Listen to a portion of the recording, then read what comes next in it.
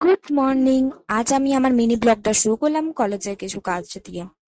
এই স্টুডেন্টদের lab copy check করা, দেন কিছু আমার পার্সোনাল কাজ কমপ্লিট করা। তারপর আমি 12:30 পৌনে একটার দিকে খেতে গেলাম আর চাউমিন আর পকোড়া খেলাম।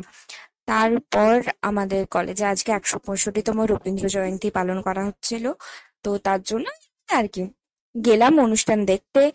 আর সেখানটা খুব সুন্দর করে সাজানো হয়েছে।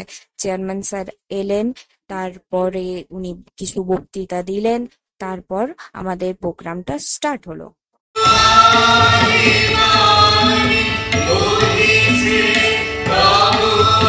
জাগে মোর মনে, অমনি করে যাই সন্ধ্যে 6টাতে কলেজ ছুটি, তারপর সোজা বাড়ি।